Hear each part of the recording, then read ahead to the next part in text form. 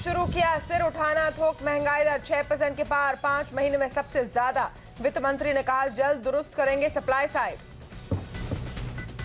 महंगाई बढ़ने से रुपए की सेहत भी हुई खराब, 40 पैसे की कमजोरी के साथ 60 के स्तर के पार। बाजार भी उतार चढ़ाव के बाद मामूली गिरावट पर बंद। इराक में हालात और बिगड़े, भारत सरकार ने अपने नागरिकों को एहतियात बरतने को कहा। ब्रेंट क्रूड $113 के करीब। बजट में इन्वेस्टमेंट अलाउंस का दायरा बढ़ाने पर विचार, इंफ्रा और पावर ट्रांसमिशन जैसे सेक्टर में निवेश पर टैक्स छूट मुमकिन। आवाज की एक्सक्लूसिव खबर। टैक्स नियमों को आसान करने के लिए डायरेक्ट और इनडायरेक्ट टैक्स के लिए एक पॉलिसी लाने की सुझाव। भारत भारतीय शोम कमेटी ने अपने रिपोर्ट में इनकम टैक्स के साथ वेल्थ टैक्स और एक्साइज के साथ सर्विस टैक्स को जोड़ने की सिफारिश की। ब्राजील और अमेरिका में हीरो मोटी की एंट्री मारने की तैयारी। 2015 तक कोलंबिया में लगेगा नया मैन्युफैक्चरिंग प्लांट। और फीफा वर्ल्ड कप में आज दिखेगा रोनाल्डो का जादू। 3 बार की चैंपियन जर्मनी से होगी पुर्तगाल की भिड़ंत।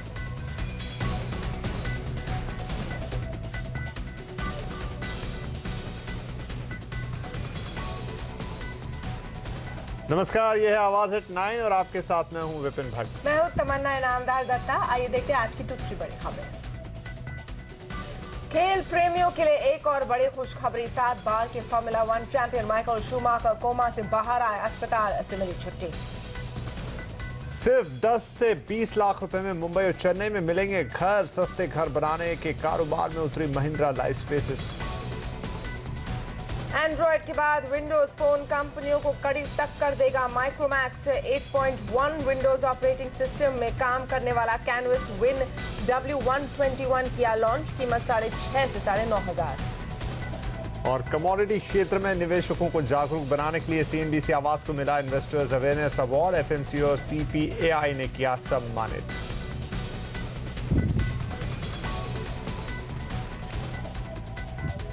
अच्छे दिनों की आहट के बीच अचानक बुरी खबरों की दस्तक देना शुरू हो गई है। इराक संकट ने अच्छे दिनों पर ग्रहण लगाना शुरू कर दिया है। इराक के तेल कुओं पर विद्रोही सेना के कब्जे की आशंका से भारत में फिक्र बढ़ती जा रही है। अब क्रूड 9 महीने के ऊपरी स्तरों पर है। इधर इराक संकट पहले से ही भड़क रही महंगाई को आग लगा रही है। आज आए WPI के आंकड़ों से चिंता और बढ़ गई है। खराब मॉनसून की आशंका भी नीतिकारों को रह रखकर सता रही है।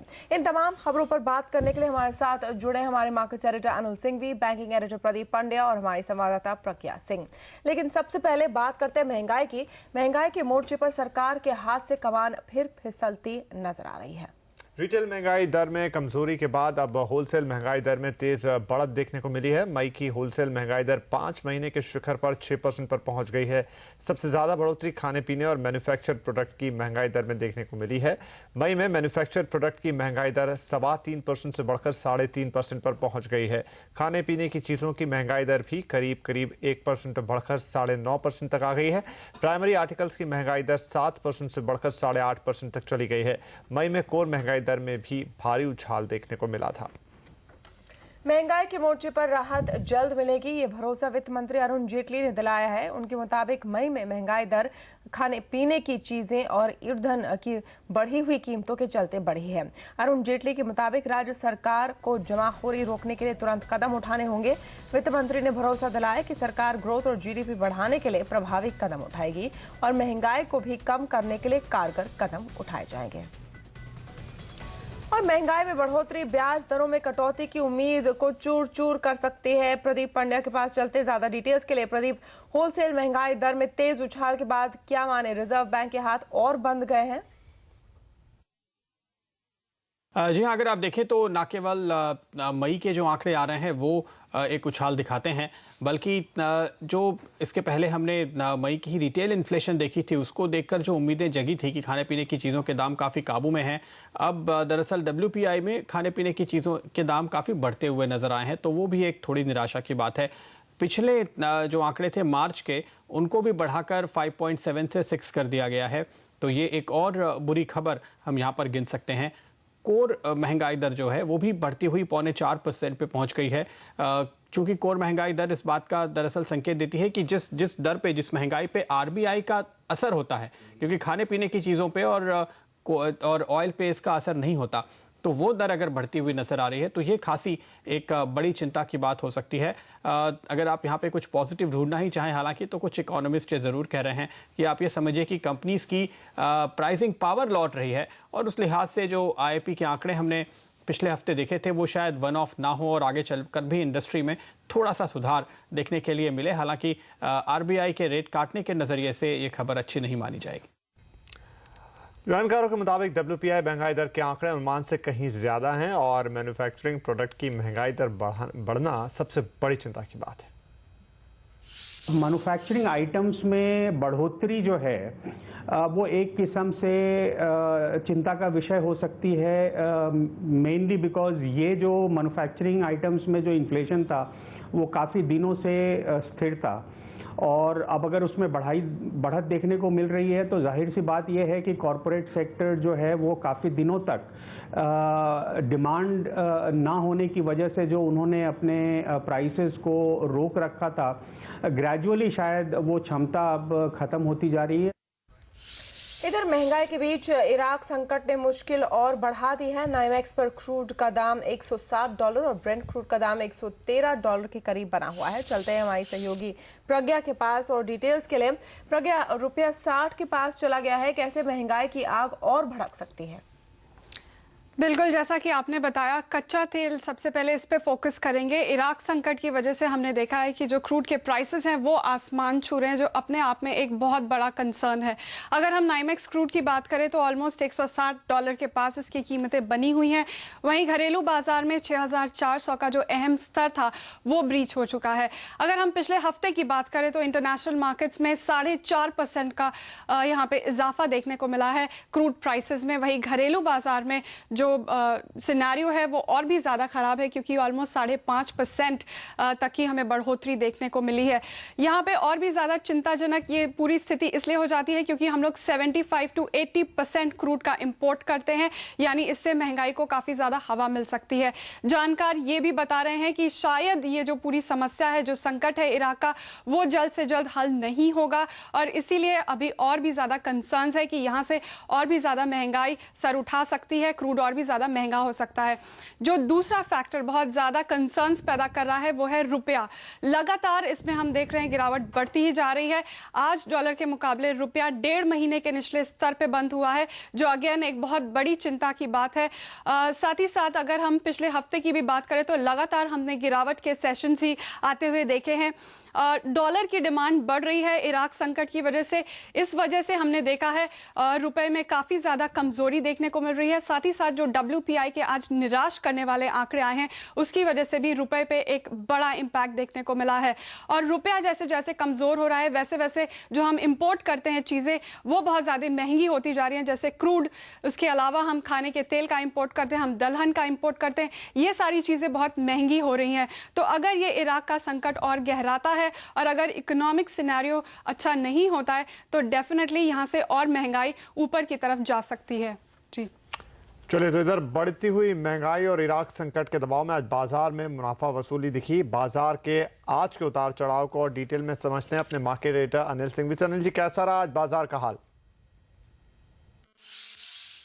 भारतीय बाजारों में हफ्ते की शुरुआत काफी उतार चढ़ाव के साथ हुई। कमजोरी के साथ शुरुआत होना तय था, क्योंकि शुक्रवार को जिस तरह से तेज गिरावट होती हुई दिखी और ग्लोबल मार्केट्स भी इराक की चिंताओं को लेकर नर्वस है, उसको देखते हुए भारतीय बाजार कमजोर खुले। खुलते ही बिकवाली का दबाव बढ़ते हुए नजर आया और निफ्टी ने 7500 के अहम आंकड़े के नीचे भी कुछ देर के लिए ट्रेड किया। लेकिन चूंकि वायदा कारोबार में इस आंकड़े को अहम माना जा रहा है, उसके बाद यहां से थोड़ी बहुत शॉर्ट कवरिंग, थोड़ी खरीदारी का सहारा मिलता हुआ दिखा और बाजार ने एक अच्छा बाउंस बैक देने की कोशिश की। लेकिन दिन में 12 बजे जब आज WPI इन्फ्लेशन के आंकड़े आए जो कि 6% के पास थे, बाजार में फिर से वहीं से बिकवाली का दबाव बनता हुआ दिखा और वहां से दबाव बनने के बाद बाजार फिर से कमजोर हुए। लेकिन आखिरी आधा पौन घंटा बाजार के लिए काफी बेहतरीन था। एक स्मार्ट रिकवरी दिग्गजों में देखने को मिली, लेकिन इसका ज्यादा फायदा उठाया मिड कैप और स्मॉल कैप शेयरों ने। आज सुबह वहां पर गिरावट काफी तेज थी, लगभग 1.5% small cap mid cap index गिर चुके थे, लेकिन वहां से जो रिकवरी हुई दिन के लो से 2-2% ये दोनों ही इंडेक्स ऊपर चढ़कर बंद हुए। तो कुल मिलाकर एक हरे निशान के साथ क्लोजिंग यहां पर होती हुई दिखी। बढ़ने वाले शेयरों की तादाद ज्यादा थी। वोलेटिलिटी को देखते हुए वॉल्यूम्स यहां पर काफी बेहतर होते हुए नजर आए। तो ओवरऑल एक अच्छा सेशन कहा जा सकता है जिस तरह का उतार चढ़ाव था। ऑटो शेयरों में कमजोरी आज नजर आई। महिंद्रा एंड महिंद्रा, टाटा मोटर्स कमजोर थे। वहीं बैंकिंग शेयरों में भी दिग्गजों में एक्सिस, आईसीआईसीआई जैसे बैंक कमजोर बंद हुए। आईटी शेयरों में रुपए की कमजोरी का फायदा साफ दिखा। टीसीएस, इन्फी मजबूती के साथ बंद हुए, लेकिन रियल एस्टेट ये आज सरप्राइजिंगली काफी तेजी के साथ बंद होते हुए दिखे। डीएलएफ, डीबी रियल्टी जैसे शेयरों में बड़ी तेजी दिखी। नितेश स्टेट्स, इन्होंने एक 350 करोड़ का प्रोजेक्ट डेवलपमेंट करार साइन किया, उसके बाद तेजी बनती दिखी। ऑयल एंड गैस स्पेस के शेयरों में भी काफी उतार चढ़ाव दिखा। शुरुआत कमजोर हुई, लेकिन उसके बाद गेल, एचपीबीपी जैसे शेयरों में बड़ा उछाल देखने को मिला। इनके अलावा सन फार्मा, टाटा पावर, बैंक ऑफ बड़ौदा निफ्टी पे चढ़ने वाले शेयरों में शामिल थे। वहीं कमजोर शेयरों का जिक्र करें तो एलएनटी, एचडीएफसी, रिलायंस, आईटीसी जैसे शेयरों पर थोड़ा दबाव था। खबरों के दम पर जो एक्शन दिखा, महिंद्रा लाइफ, इस स्टॉक में काफी ड्रीम रन चल रहा है। आज इन्होंने सस्ते घर देने की योजना लॉन्च की, उसके बाद स्टॉक में तेजी बनती हुई दिखी। केन इंडिया के बाड़मेर ब्लॉक में ओएनजीसी अपनी हिस्सेदारी बढ़ा सकता है, ये ओएनजीसी के लिए पॉजिटिव समझा गया। स्टॉक 1% मजबूत बंद हुआ। हिंदुस्तान जिंक का डाइवेस्टमेंट आगे बढ़ता हुआ नजर आ रहा है। इसके बाद खबरों के दम पर शेयर तेजी से बंद हुआ। यस बैंक ने अपने एडवांस टैक्स के नंबर्स घोषित किए, उसके बाद स्टॉक में तेजी बनती हुई दिखी। और टेक्सटाइल कंपनियों को कुछ और राहत बजट में मिल सकती है। हमारी इस एक्सक्लूसिव खबर के बाद आलोक इंडस्ट्री का स्टॉक मजबूती के साथ बंद हुआ। तो ओवरऑल कह सकते हैं कि भारी उतार चढ़ाव के बीच मिड कैप शेयरों ने आज बाजार का सेंटीमेंट थोड़ा सा सुधारने का काम किया। जी, और इराकी संकट ने भले ही बाजार के लिए चिंता बढ़ा दी हो, लेकिन जानकारों का मानना है कि इससे बाजारों में मौजूदा स्तर से बड़ी कमजोरी की आशंका नहीं है। कच्चे तेल की कीमतों में उछाल के बावजूद एफआईआई भारतीय बाजारों पर पॉजिटिव है। तेल की जो दाम हम देख रहे हैं, कच्ची तेल क्रूड ऑयल की, वो 115 से 120 में आई थिंक इस रेंज पे रहेगी।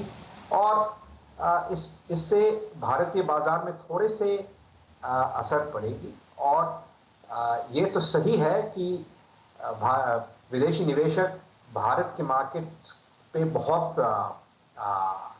पॉजिटिव है। भारतीय मार्केट में निवेशित रहना चाहिए, निवेश करना चाहिए, हम अभी भी बुलिश हैं। ये थोड़ा बहुत है कि आपको होल्डिंग पीरियड बढ़ाना पड़ेगा अगर ये संकट है हमारे मार्केट्स पे रुपये गिरने का और तेल की कीमत बढ़ने का, उससे डेफिसिट पे ज़रूर असर पड़ता है और लॉसेस जो हैं भारतीय सरकार के उस पर असर पड़ता है। बट हमें लग रहा है कि एक जो बजट है वो बहुत प्रैग्मेटिक बजट आएगा। जो लो हैंगिंग फ्रूट हैं, वो प्रोजेक्ट्स जो अटके पड़े हैं, अगर उनको ही वो चला दें तो बहुत असर आ सकता है इकोनॉमी पे। We've been very forthcoming over the last 2 months that our target for the year remains 30,000. We do see the Sensex going to 30,000 over the remaining 9-10 months of the current fiscal. But the other way to look at it is, I think what this fall will do is it will demarcate the difference between fundamentally strong companies who have it in them to outperform through the year and the broken balance sheet players who had a very good run over the last couple of months. इधर Iraq में हालात और गंभीर होते जा रहे हैं। खबर आ रही है कि अमेरिका इराक पर हमला करने के लिए ईरान से बात कर सकता है। ये पहली बार होगा जब इराक मुद्दे पर दोनों देश बैठक करेंगे। अमेरिकी राष्ट्रपति बराक ओबामा पहले ही इराकी लड़ाकों पर हवाई हमले करने की बात कह चुके हैं। उधर सुन्नी लड़ाकों ने कल भारी लड़ाई के बीच उत्तरी इराक में एक और बड़े शहर पर कब्जा जमा लिया है। और भारत सरकार ने इराक में रह रहे अपने नागरिकों को एडवाइजरी जारी करके एहतियात बरतने के लिए कहा है। भारतीय विदेश मंत्रालय ने कहा कि जो लोग हिंसा प्रभावित इलाकों में रहते हैं वो घरों के अंदर ही रहे। इसके अलावा बगदाद में भारतीय दूतावास में 24 घंटे की हेल्पलाइन बनाई गई है, जहां लोगों को जरूरी सलाह और जानकारी मिल सकती है। विदेश मंत्रालय ने एहतियात के तौर पर भारतीयों को इराक छोड़कर लौटने की भी सलाह दी है। और निवेश को बढ़ावा देने के लिए क्या सरकार इन्वेस्टमेंट अलाउंस बढ़ाएगी, देखिए हमारी एक्सक्लूसिव रिपोर्ट आगे। और साथ में ही एसएमई सेक्टर के लिए क्या हो सकता है बजट में, ये भी बताएंगे ब्रेक के बाद।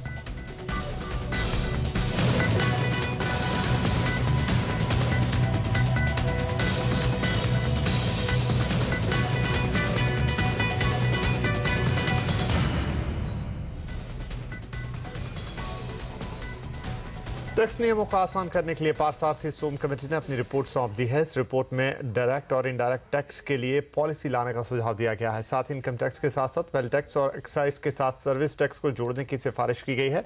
और क्या कहा गया इस रिपोर्ट में, जानने के लिए चलते हैं अपने दिल्ली ब्यूरो चीफ लक्ष्मण रॉय के पास। लक्ष्मण, आम टैक्स पेयर्स के लिए क्या है इस रिपोर्ट के अंदर? देखिए, सबसे पहले आम टैक्स के लिए इस रिपोर्ट में जो महत्वपूर्ण बातें कही गई वो है इनकम टैक्स रिटर्न को लेकर के। इनकम टैक्स रिटर्न भरने में आमतौर पर परेशानी ये आती है कि हमने जो जानकारी दी बाद में इनकम टैक्स के विभाग के जानकारी से मेल नहीं खाता है और फिर ये कहा जाता है कि आपने रिटर्न गलत भरा। इस समस्या को दूर कर इन्होंने सुझाव दिया है कि इनकम टैक्स रिटर्न भरने से पहले इनकम टैक्स विभाग इनकम टैक्स पेई को ये जानकारी दे कि आपने ये इनकम टैक्स बनता है, आपने यहाँ इनकम टैक्स ये जमा किया है। और उसके बाद अगर इनकम टैक्स पेयर को लगता है कि ये जानकारी सही है तो उसी को इनकम टैक्स रिटर्न मान लिया जाए या फिर बदलने की गुंजाइश है तो उसको बदलने का मौका दिया जाए। दूसरी बात यह कि इनकम टैक्स रिटर्न जब आप भरते हैं आपको जो रिफंड बनता है वो रिफंड आपको तय समय सीमा के भीतर मिल जाए, ये गारंटी सुनिश्चित की जाए सरकार की तरफ से। अगर तय समय सीमा में रिफंड नहीं मिलता है उस पर उतना ही ब्याज दिया जाए जितना कि इनकम टैक्स विभाग आम लोगों से वसूलता है टैक्स नहीं चुकाने की हालत में। ये एक महत्वपूर्ण सुझाव था। दूसरी बात ये, इनकम टैक्स भरते वक्त और वेल्थ टैक्स दोनों को एक ही साथ भरा जाए, अलग अलग फॉर्म ना दिया जाए, अलग अलग तरीके से ना भरा जाए। और आम टैक्स पेयर्स के लिए एक और महत्वपूर्ण बात ये कही गई है कि परमानेंट अकाउंट नंबर यानी पैन आपका जो है, इस पैन का दायरा बढ़ाया जाए और इसको कॉमन बिजनेस आइडेंटिफिकेशन नंबर यानी CBIN के तहत लाया जाए। और इस CBIN का यानी जो पैन का जो विकसित रूप होगा उसका इस्तेमाल आप सरकारी कामकाज में करें, अगर कोई आप दूसरा टैक्स चुकाते हैं वहां पे करें ताकि आपको ज्यादा से ज्यादा सहूलियतें हों। जी लक्ष्मण, इसके अलावा ये तो बात आपने की है इंडिविजुअल टैक्स पेयर्स की, लेकिन दूसरी कौन सी मुख्य चीजें हैं इस रिपोर्ट में? देखिए, दूसरी जो सबसे महत्वपूर्ण बात है, सबसे विवादास्पद कानून जो था वो रेट्रोस्पेक्टिव कानून यानी पिछली तारीख से लागू होने वाले कानून, उसके बारे में साफ तौर से कहा गया है कि सैद्धांतिक तौर पर ऐसे कानून को लागू नहीं करना चाहिए। इसको आप जहां तक संभव हो इसको आप नकार करिए, इसको आप लागू मत करिए। दूसरी महत्वपूर्ण बात यहाँ पे कही गई है कि जो टैक्स सिस्टम है उस टैक्स सिस्टम आम लोगों के लिए फ्रेंडली नहीं है, उसमें भारी तरीके से फेडरल करने की जरूरत है और एक खास सिस्टम हो जो आम टैक्स पेई के सुविधाओं का खास तौर से ख्याल रखे। एक्साइज और सर्विस टैक्स के लिए कॉमन रिटर्न भरने की व्यवस्था की जाए और डायरेक्ट और इनडायरेक्ट टैक्स के लिए कॉमन पॉलिसी की व्यवस्था की जाए। रेवेन्यू सेक्रेटरी के पोस्ट को पूरी तरह से खत्म करने का सुझाव दिया गया है। इस तरह से कई महत्वपूर्ण सुझाव दिए गए हैं एडमिनिस्ट्रेशन में सुधार के लिए। जी लक्ष्मण, बहुत शुक्रिया हमसे बातचीत करने के लिए। कोल्ड स्टोरेज बनाने और इंफ्रास्ट्रक्चर जैसे सेक्टर में निवेश करने पर भी टैक्स छूट मिल सकती है। CNBC आवास को मिली एक्सक्लूसिव जानकारी के मुताबिक सरकार बजट में इन्वेस्टमेंट अलाउंस का दायरा बढ़ाने पर विचार कर रही है। साथ ही इसे अगले 2 साल तक जारी रखने का फैसला भी यहाँ पर लिया जा सकता है। निवेश बढ़ाने की हर कोशिश में जुटी मोदी सरकार अगले महीने पेश होने वाले बजट में निवेशकों को दी जाने वाली टैक्स छूट की शर्तें और आसान कर सकती है। पिछली सरकार ने जो इन्वेस्टमेंट अलाउंस देने का ऐलान किया था उसकी शर्तों में और ढील दी जा सकती है। सूत्रों के मुताबिक कोल्ड स्टोरेज, पावर सेक्टर के लिए ट्रांसमिशन लाइनें बिछाने या फिर इंफ्रास्ट्रक्चर की दूसरी सुविधाएं तैयार करने के लिए अगर निवेश किया जाता है तो उसे भी इन्वेस्टमेंट अलाउंस के दायरे में टैक्स छूट मिल सकती है। फिलहाल ये छूट उन्हीं को मिलती है जो किसी प्रोडक्ट को बनाने के लिए प्रोजेक्ट में निवेश करते हैं।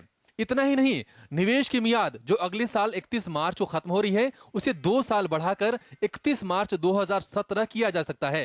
निवेश की न्यूनतम रकम भी 100 करोड़ रुपए से घटाकर 50 करोड़ रुपए की जा सकती है।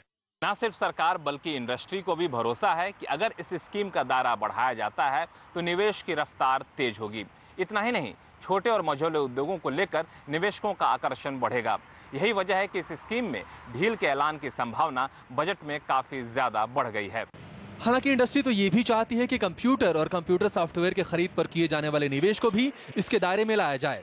उन प्लांट और मशीनरी पर भी इन्वेस्टमेंट अलाउंस दिया जाए जिन पर 100% डेप्रिसिएशन मिलता है। दरअसल 2013 में इस स्कीम को लागू किया गया था, लेकिन उस वक्त ना तो निवेश का माहौल था और ना ही प्रोजेक्ट को आसानी से मंजूरी मिलती थी, इसलिए इसका पूरा फायदा इंडस्ट्री नहीं उठा पाई थी। अब सुधरते माहौल में इसका पूरा फायदा मिलने की उम्मीद है। Lakshman Roy, Delhi.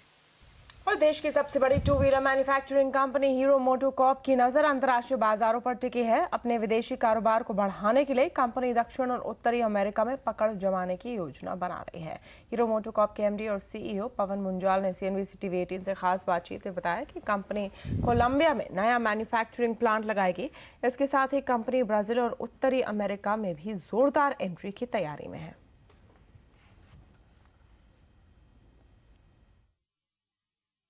We've already gone into 19 countries, most of them in Africa and Latin and Central America. Colombia, again, after Brazil, is a very big market in Latin America. We will be very soon starting construction of a manufacturing facility in Colombia, which would then service neighboring countries around Colombia. And till such time the Brazilian plant comes up, in all probability we would be supplying motorcycles and scooters from Colombia to Brazil.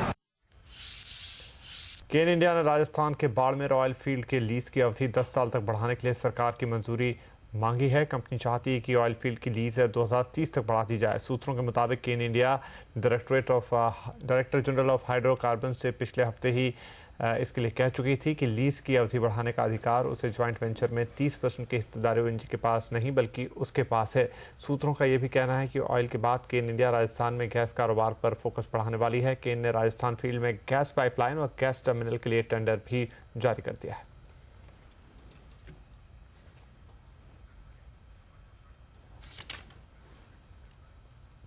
और football world cup में आज रोमांचक मुकाबला। थोड़ी देर में Germany की भिड़ंत पुर्तगाल से। किसका पलड़ा है भारी, देखिए इस ब्रेक के बाद।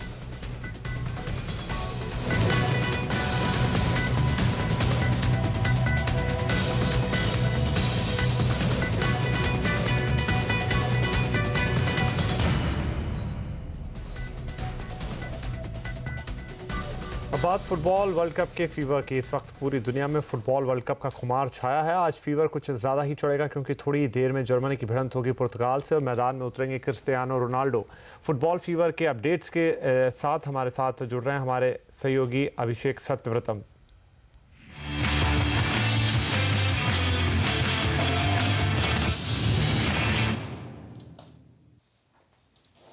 जी, पूरी दुनिया फीफा फीवर की गिरफ्त में है। अब आपको बताते हैं फीफा वर्ल्ड कप के ग्रुप ई के एक मुकाबले के बारे में जिसमें 98 की चैंपियन फ्रांस ने होंडुरस को 3-0 से रौंद दिया। जी, काफी बड़ी जीत थी। जीत के हीरो रहे फ्रांस के स्टार स्ट्राइकर करीम बेंजेमा, जिन्होंने 2 गोल दागे। मैदान पर फ्रेंच टीम तो हावी थी पहले से ही, फिर भी पहले गोल के दर्शकों को यहां पर 45वें मिनट तक इंतजार करना पड़ा। बेंजेमा ने पेनाल्टी शॉट से गोल कर अपनी टीम का खाता खोला। खेल के 48वें मिनट में फ्रांस की बढ़त 2-0 की हो गई जब बेंजेमा का एक शॉट गोल पोस्ट से टकराया, लेकिन होंडुरस के गोलकीपर नोएल के हाथ से लगकर गेंद अनफॉर्चुनेटली गोल पोस्ट में चली गई। वर्ल्ड कप में पहली बार गोल लाइन टेक्निक के जरिए यह गोल दिया गया। करीम बेंजेमा ने अपना अटैकिंग खेल जारी रखते हुए 72वें मिनट में टीम के लिए तीसरा गोल दागा। और इस वर्ल्ड कप में अर्जेंटीना के स्टार खिलाड़ी लियोनेल मेसी का जादू भी सिर चढ़कर बोलने लगा है। मेसी के जानदार खेल की बदौलत कल अर्जेंटीना ने बोस्निया हर्जेगोविना को 2-1 से हरा दिया। मैच के तीसरे मिनट में अर्जेंटीना को बढ़त मिल गई जब बोस्निया के सईद कोलासीनियाक ने आत्मघाती गोल कर दिया। हाफ टाइम तक अर्जेंटीना 1-0 से आगे रहा, यानी अर्जेंटीना कोई गोल नहीं कर पाया था। इसके बाद मेसी ने अपना जादू दिखाते हुए 65वें मिनट में गोल किया और ये मेसी के प्रशंसकों के लिए झूमने वाला पल था। 8 साल के लंबे इंतजार के बाद वर्ल्ड कप में मेसी का यह पहला गोल था। जी हां, मैच के आखिरी मिनट में बोस्निया ने वापसी की कोशिश जरूर की। 84वें मिनट में बेदाद इबिसेविच ने गोल कर अर्जेंटीना की धड़कनें बढ़ा दी थी, लेकिन इसके बाद अर्जेंटीना ने कोई मौका नहीं दिया और मैच 2-1 से अपने कब्जे में कर लिया। और वहीं कल रात खेले गए ग्रुप ई के एक बेहद रोमांचक मुकाबले में स्विट्जरलैंड ने इक्वाडोर को 2-1 से हरा दिया। मैच के इंजरी टाइम में गोल करके स्विट्जरलैंड ने जीत दर्ज की। मैच का पहला गोल इक्वाडोर ने किया जब वेलेंसिया ने 22वें मिनट में गोल कर टीम को बढ़त दिला दी। इक्वाडोर की ये बढ़त पहले हफ्ता कायम रही, लेकिन मैच के दूसरे हाफ में स्विट्जरलैंड ने अपनी रणनीति में बदलाव किया और जल्द ही टीम को इसका फायदा भी मिला और टीम ने 48वें मिनट में गोल करके मैच में बराबरी कर ली। 90 मिनट तक, जी हां, पूरे 90 मिनट तक दोनों टीमें 1-1 से बराबर पर थी और पता नहीं था कि मैच कहां जाएगा और मैच ड्रॉ होता नजर आ रहा था, लेकिन इंजरी टाइम के आखिरी मिनट में सेफेरोविच ने गोल कर स्विट्जरलैंड को जीत दिला दी।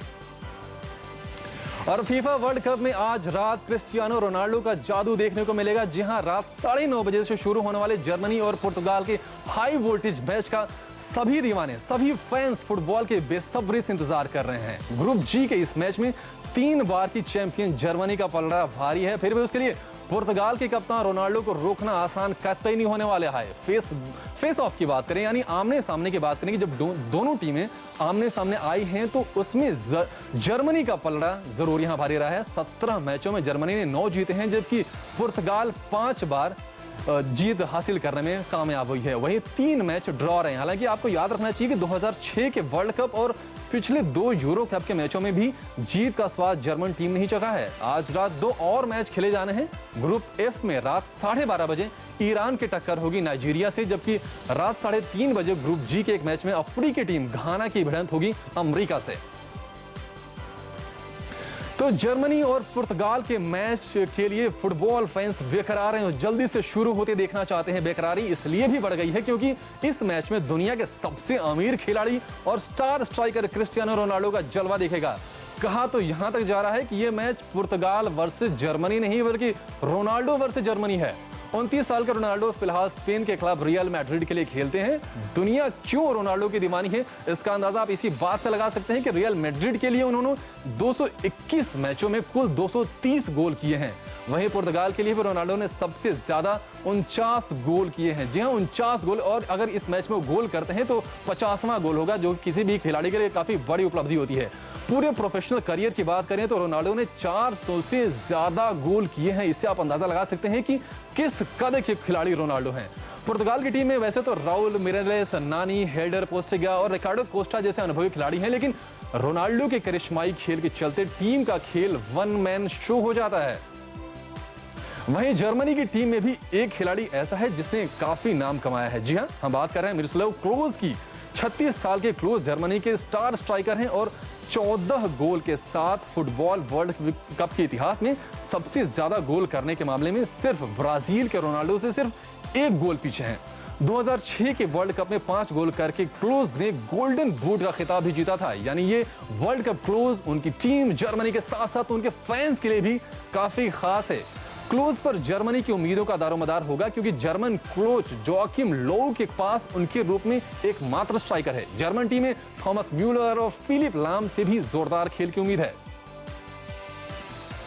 तो यहां हम देख सकते हैं कि वर्ल्ड कप को लेकर एकदम पारा चढ़ा हुआ है। सभी टीमें कशमकश कर रही हैं, बड़े उलटफेर भी देखने को मिल रहे हैं और उम्मीद यही की जा रही है कि छोटी टीमें भी अच्छा खेल दिखाएंगी।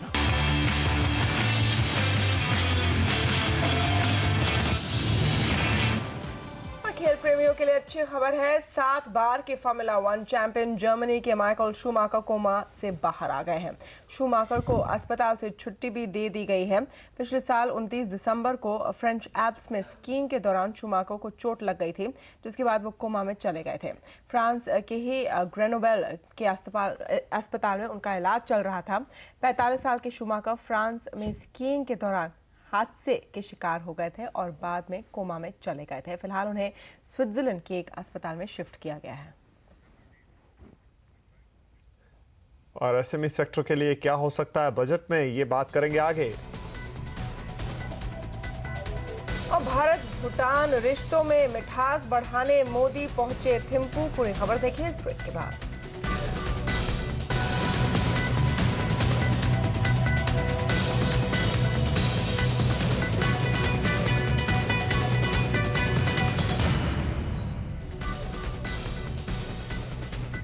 मोदी ने भारत और भूटान के बीच रिश्ते और मजबूत करने की पूरी कोशिश की है। प्रधानमंत्री नरेंद्र मोदी ने भूटान की संसद में कहा है कि भारत पड़ोसियों से अच्छे रिश्तों के लिए प्रतिबद्ध है और सरकार बदलने से भारत भूटान के रिश्तों की गर्माहट में कोई कमी नहीं आएगी। भूटान की संसद के संयुक्त सत्र को संबोधित करते हुए प्रधानमंत्री नरेंद्र मोदी ने कहा कि भारत की मजबूती का फायदा भूटान को भी मिलेगा। भारत के आसपास के सभी साथियों का, मित्रों का, पड़ोसियों का कल्याण हो, उसके लिए भी भारत हमेशा जागरूक रहा है और हमारे पड़ोसी राज्यों और पड़ोसी देशों के साथ स्पोर्ट्समैन स्पिरिट जितना ज्यादा बढ़ता है उतना समाज जीवन के अंदर हैप्पीनेस के लिए अच्छा माहौल भी बनता है। देश की एसएमई सेक्टर की आर्थिक हालत दुरुस्त करने के लिए मोदी सरकार तेजी से काम कर रही है। सीएनबीसी आवाज को मिली एक्सक्लूसिव जानकारी के मुताबिक पैसे की तंगी के चलते छोटे और मझोले कारोबारियों के सुस्त पड़े धंधे को रफ्तार देने के लिए सरकार India inclusive innovation fund launch करने की तैयारी में है। इस फंड में क्या होगा खास और कौन से कारोबारी इसका फायदा उठा पाएंगे, बता रही है हमारी संवाददाता दीपाली नंदा। आने वाले वक्त में देश के एसएमई सेक्टर से जुड़े कारोबारियों के भी अच्छे दिन आने वाले हैं। छोटे उद्योगपतियों को आर्थिक मदद देने के लिए नई सरकार India inclusive innovation fund scheme तैयार करने में जुट गई है।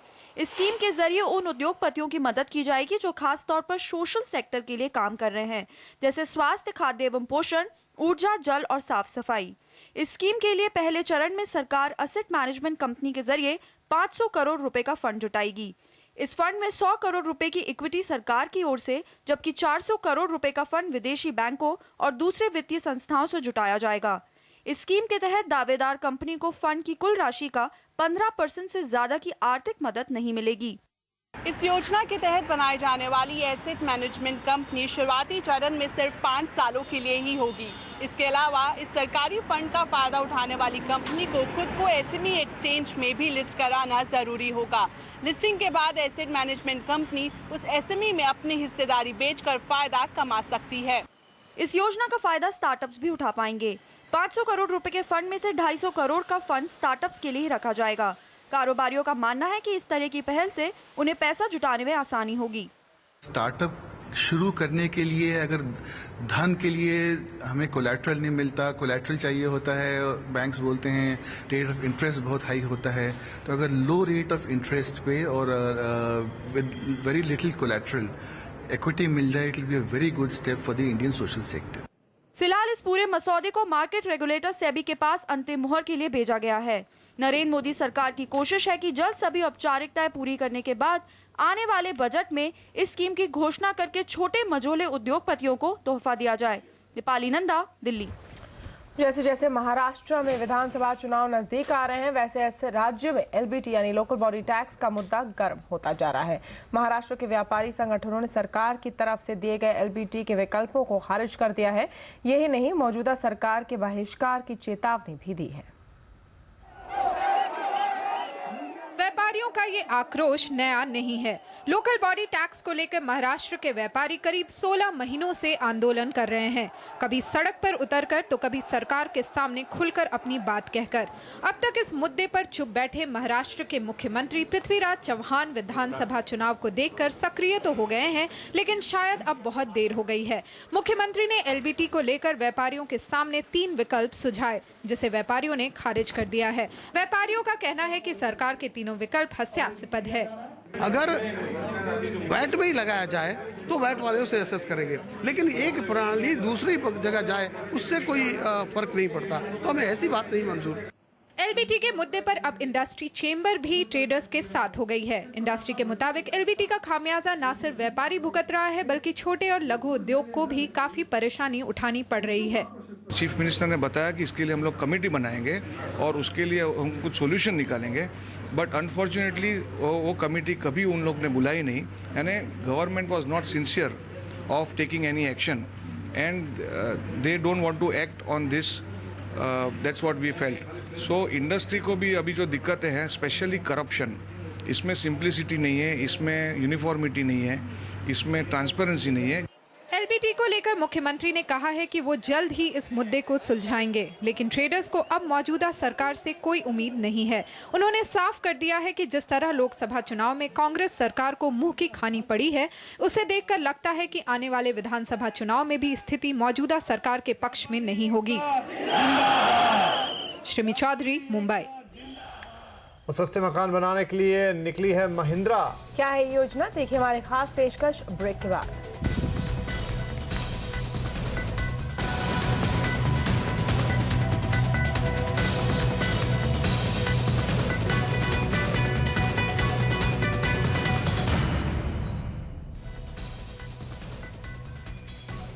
अब सस्ते मकानों के धंधे में महिंद्रा ग्रुप भी अपना नाम बनाना चाहती है। ग्रुप की कंपनी महिंद्रा लाइफ स्पेसेस ने सोमवार को मुंबई में सस्ते मकान बनाने के लिए अपना नया बिजनेस हैप्पीनेस लॉन्च किया। मैन्युफैक्चरिंग के नए तौर तरीके अपनाकर ये नई कंपनी 20 लाख से कम कीमत वाले मकान बनाएगी।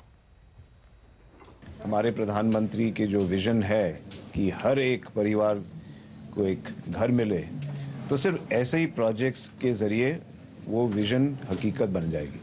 और इसलिए उनको हम सिर्फ ये मांग रहे हैं कि इनेबलिंग एनवायरनमेंट हो।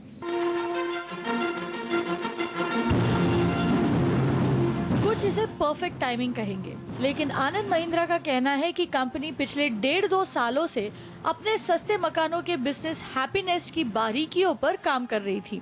हैप्पी नेस्ट की शुरुआत 2 प्रोजेक्ट्स के लॉन्च के साथ हो रही है।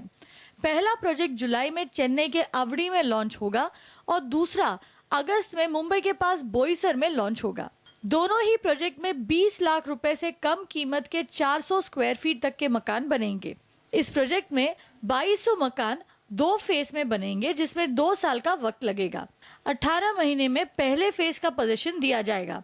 कंपनी ने बताया कि इसके लिए अलग से कोई बड़ा निवेश नहीं हुआ है। At the moment, less than 10%. We've had capital outlay on land is not as significant as, say, when you're buying land for housing in Bombay or NCR or Bangalore. So what is invested so far is less than 10% of the total corpus that's gone into land. दरअसल सस्ते मकानों के business में पहले से कई कंपनियां मौजूद हैं। टाटा हाउसिंग और VBHC जैसे पैन इंडिया प्लेयर है, तो पोद्दार डेवलपर्स जैसे रीजनल कंपनियां भी सस्ते मकान बना रही हैं। लेकिन महिंद्रा ग्रुप का दावा है कि हैप्पी नेस्ट के बिजनेस का तरीका इन सब से अलग होगा। हम लोगों ने अफोर्डेबल हाउसिंग को एक सेपरेट बिजनेस वर्टिकल का दिया है और इसको हम कंस्ट्रक्शन इंडस्ट्री की नहीं मैन्युफैक्चरिंग की तरह सोच रहे हैं, क्योंकि उसी तरह से हम कॉस्ट भी कंट्रोल कर सकेंगे और टाइम से भी डिलीवरी दे सकेंगे। हैप्पी नेस्ट में टेक्नोलॉजी के लिए कंपनी ने IIT मद्रास के साथ काम किया है, तो होम फाइनेंस के लिए महिंद्रा फाइनेंस और मुथूट जैसे कंपनियों के साथ टाई अप किया है। चेयरमैन आनंद महिंद्रा को सस्ते मकानों में तकरीबन 150 अरब डॉलर के कारोबार का मौका दिखता है। साथ ही सरकार के स्मार्ट सिटीज और होम्स फॉर ऑल के प्रोग्राम से ये बाजार और बढ़ने की ही उम्मीद है। कविता कृष्णन, मुंबई। आनंद महिंद्रा कह रहे हैं कि वो लो कॉस्ट हाउसिंग में देश में 1.5 अरब डॉलर बिजनेस है, लेकिन बावजूद इसके अब भी गतिविधियां काफी कम हैं। ऐसा क्यों है और लो कॉस्ट हाउसिंग को बढ़ावा देने के लिए क्या करना चाहिए, इस पर चर्चा करने के लिए हमारे साथ हैं इजी टू ओन एस्टेट के परेश कारिया। परेश जी, महिंद्रा ने सस्ते घरों के बाजार में एंट्री ले ली है, क्या अब दूसरे बड़े खिलाड़ी भी इस फील्ड में उतरेंगे?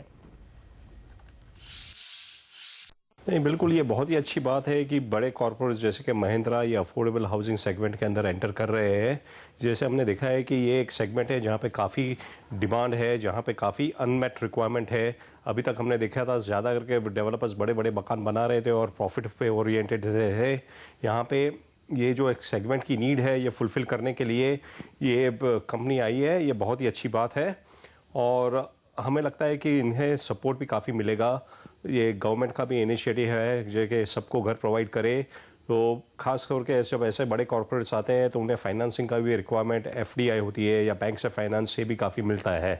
तो there is a huge change over year और हमें लगता है कि देखते हुए और भी काफ़ी कंपनीज है जो ये सेगमेंट में आगे के समय में एंटर करेगी। लेकिन कारिया साहब, सस्ते घरों के लिए कच्चा माल भी सस्ता चाहिए। शहर में यहाँ ज़मीन सस्ती है नहीं। मुंबई की बात करें, महिंद्रा का प्रोजेक्ट भी शहर से दूर है काफ़ी, बोईसर में, और दूसरे कंपोनेंट्स भी होते हैं जो भाव को बढ़ाते हैं, तो इसका क्या हल निकलेगा? देखिए, जैसे ATI जैसी स्कीम है वो डेफिनेटली एटलीस्ट अफोर्डेबल सेगमेंट के लिए कुछ ना कुछ फिस्कल कंसेशंस या टैक्स कंसेशंस गवर्नमेंट देगी। इसके अलावा जैसे मैंने कहा पहले भी, इनके लिए गवर्नमेंट ऐसा एनवायरनमेंट बनाएगी कि ये आसानी से फंड्स रेज कर सके इस तरह के प्रोजेक्ट के लिए। और मोर इम्पॉर्टेंट थिंग इज़, हमने देखा है कि one of the cost element in कोई भी प्रोजेक्ट कंस्ट्रक्शन में होता है वो है डिले। अगर प्रोजेक्ट में डिले होता है, अप्रूवल्स नहीं टाइम पे आते हैं, तो इसका कॉस्ट बढ़ जाता है।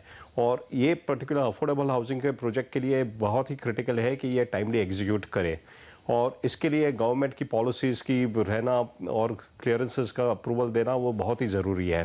दूसरी बात, जहाँ के आपने कहा है कि लैंड की अवेलेबिलिटी, यस, ये इन्होंने बॉयसर में प्रोजेक्ट लॉन्च किया है जो बॉम्बे से काफ़ी दूर है और यहाँ पे काफ़ी लैंड अवेलेबल है और काफ़ी सस्ते दामों में लैंड मिलती है। और बॉम्बे के आसपास ऐसे और भी काफ़ी इलाके हैं जहाँ पे सस्ते दामों में लैंड मिलेगी। लेकिन इंपॉर्टेंट थिंग हमें जानना है कि इसके साथ अपार्ट फ्रॉम लैंड ये इंफ्रास्ट्रक्चर डेवलपमेंट कितना होगा वहाँ पे और कनेक्टिविटी विद बॉम्बे या आसपास की जो मेन सिटी है उससे कैसी रहेगी। तो गवर्नमेंट को इंफ्रास्ट्रक्चर और कनेक्टिविटी पे भी फोकस करना होगा अगर उन्हें इस तरह का स्कीम सक्सेसफुल करनी है तो। जी परेश, पहले टाटा और कुछ और कंपनियां भी इस बाजार में उतरी है, उनके लिए भी शुरुआती रिस्पांस अच्छा था लेकिन बाद में बढ़ावा नहीं मिला ज्यादा। क्यों, इसका कारण क्या है और महिंद्रा कैसे अलग हो सकती है?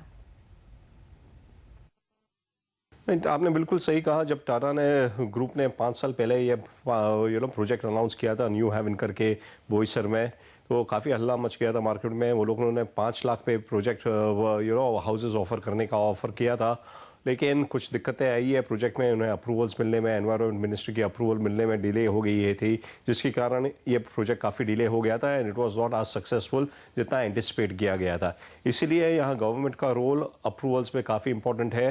There should be single window clearance system specially for affordable housing, ताकि इनका कॉस्ट ओवर ना हो और ये टाइमली प्रोजेक्ट एग्जीक्यूट करे और सस्ते दामों में कंज्यूमर्स को दे सके। जी परेश जी, बहुत शुक्रिया। तो तमन्ना, यहाँ पर वाकई में इस बात का बड़ा इंपॉर्टेंस होगा कि आप भले ही दूर जाके सस्ते घर बना रहे हैं लेकिन उसके साथ इंफ्रास्ट्रक्चर भी डेवलप करना होगा, कनेक्टिविटी पे बहुत ध्यान देना होगा, नहीं तो शायद कोई फायदा नहीं मिलेगा। बहुत बड़ी जरूरत है इस वक्त सस्ते घरों की, लेकिन ये प्रोजेक्ट टेक ऑफ होने के लिए दूसरी चीजें भी होना बहुत जरूरी है। यहाँ पर एक ब्रेक लेंगे, ब्रेक के बाद एंड्रॉइड के बाद विंडोज फोन कंपनियों को कड़ी टक्कर देने जा रहा है माइक्रोमैक्स। कौन सा किया है फोन लॉन्च यहाँ पर और क्या है कीमत, ये सब देखिए इस ब्रेक के बाद। और आपके पसंदीदा चैनल सीएनबीसी आवाज को कौन सा मिला है अवार्ड, ये भी देखिए आगे।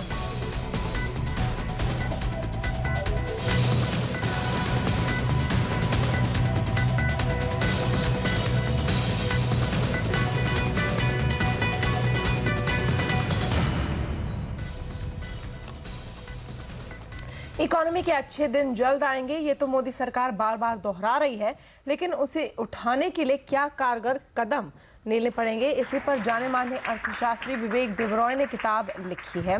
Getting India back on track and action agenda for reform नाम की इस किताब का विमोचन आज पूर्व विनिवेश मंत्री अरुण शौरी ने किया। विमोचन के लिए पहुंचे अरुण शौरी ने हमसे खास बातचीत में कहा कि नई सरकार वादे तो कई कर रही है, लेकिन सही मायने में इकोनॉमी को पटरी में लाने के लिए महंगाई, वित्तीय घाटे से लड़ने के साथ सरकारी खजाने को बढ़ाने पर भी जोर देना होगा। I think first is fiscal consolidation. Second is changing the rules of doing business in India, and that would mean that you raise resources in imaginative ways, because you can't raise it through taxes and other ways, but in a holding company for PSUs, for all PSUs. On the manufacturing side, you can really raise a lot of resources. Similarly, another holding company in the banks, and you recapitalize the banks by first taking out the bad assets. These are ways in which unlimited amounts of money can be raised. Micromax ने Android phone बाजार में धूम मचाने के बाद अब Windows phone की तरफ भी कदम बढ़ा दिया है। कम कीमत में हाईटेक तकनीक देने वाली माइक्रोमैक्स ने आज अपने पहले विंडोज फोन से पर्दा उठाया। 10,000 से कम कीमत पर 8.1 विंडोज ऑपरेटिंग सिस्टम के इस फोन के साथ कंपनी स्मार्टफोन बाजार पर अपनी पकड़ को और मजबूत करना चाहती है। Company Windows phone canvas win W121 और को 9,500 रुपये और कैनवास विन W092 को 6,500 रुपये में लेकर आई है। दोनों ही फोन ड्यूअल सिम वाले हैं। ये दोनों फोन अगले महीने से बाजार में उपलब्ध होंगे।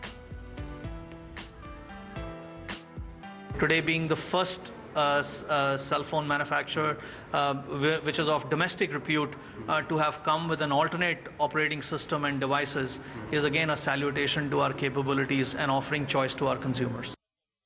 आपके पसंदीदा चैनल सीएनबीसी आवाज को कमोडिटी के क्षेत्र में इन्वेस्टर अवेयरनेस में अहम भूमिका निभाने के लिए पुरस्कार से सम्मानित किया गया है। हमेशा निवेशकों को जागरूक करने और उनके हित की रक्षा करने में आगे रहने वाले सीएनबीसी आवाज को यह सम्मान दिया है commodity participants association of India ने। इस तीसरे इंटरनेशनल कन्वेंशन को कमोडिटी बाजार के रेगुलेटर फॉरवर्ड मार्केट्स कमीशन यानी FMC ने आयोजित किया था।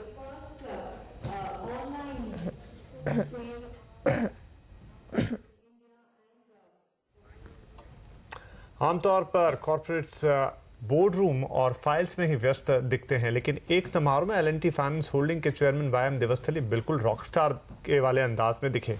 किशोर और हेमंत कुमार के कुछ मशहूर नगमों को उन्होंने इस अंदाज में गाया कि सभी श्रोता झूमने और गुनगुनाने पर मजबूर हो गए। मौका था मुंबई में गरीब बच्चों के लिए NGO जेनेसिस फाउंडेशन के एक फंड रेजिंग इवेंट का। जेनेसिस फाउंडेशन गंभीर बीमारियों से पीड़ित उन गरीब बच्चों का इलाज करने में मदद करती है जिनके परिवार की मासिक आय 7,000 रुपए से कम होती है। आपको छोड़ जाते हैं व्यायाम देवस्थली की इस शानदार पेशकश के साथ। बेकरार करके हमें यूं न जाइए, आपको हमारी कसम लौट आई। बेकरार करके हमें यूं न जाइए, आपको हमारी कसम लौट आई।